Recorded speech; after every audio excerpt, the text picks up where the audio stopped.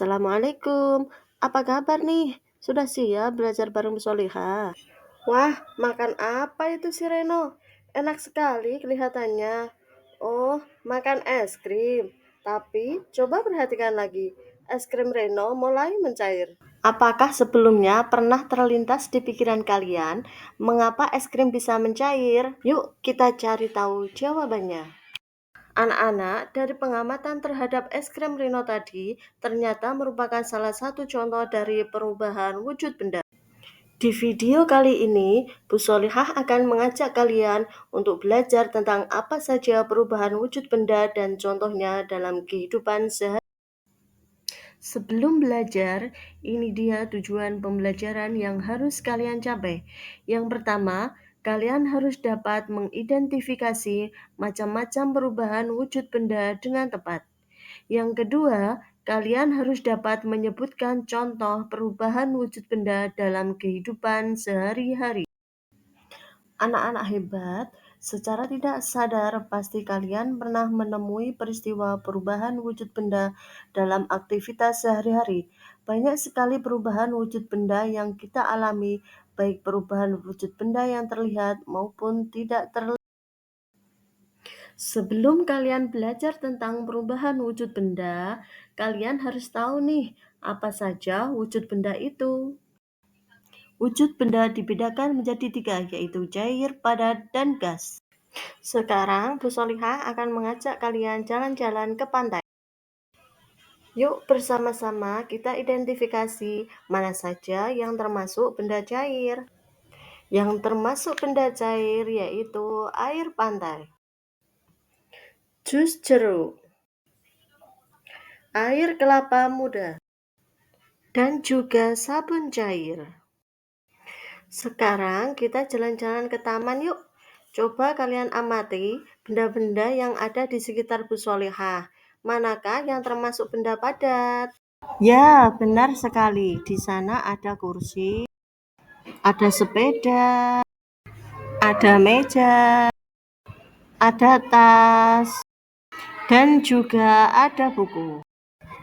Sekarang kita akan melanjutkan jalan-jalannya ke tempat lain. Coba kalian perhatikan, apa saja benda gas di sini?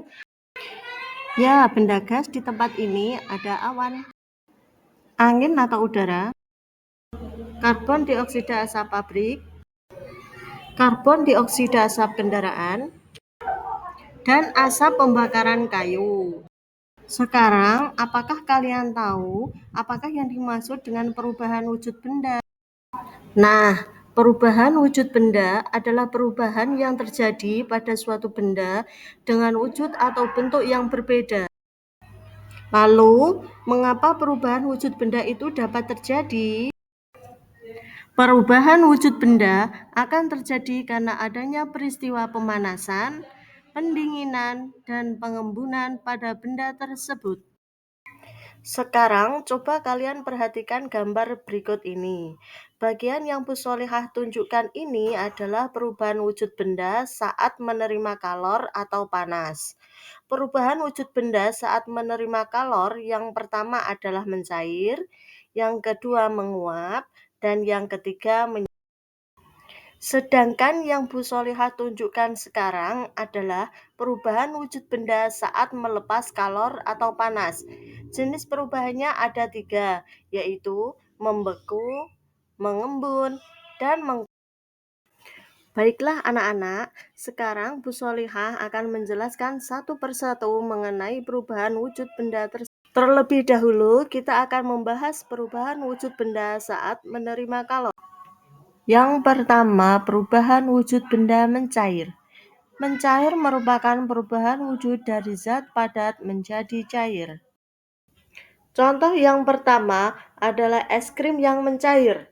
Kemudian es batu ketika dibiarkan di ruangan terbuka agak lama, kelamaan dia akan mencair. Dan yang ketiga adalah mentega. Ketika mentega tersebut dipanaskan di atas kompor, maka lama-kelamaan mentega tersebut juga akan mencair. Peristiwa perubahan wujud zat saat menerima kalor yang kedua adalah menguap.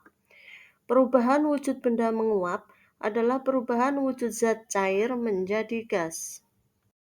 Contohnya penguapan air laut akibat panas sinar matahari. Kedua, saat kita menjemur baju.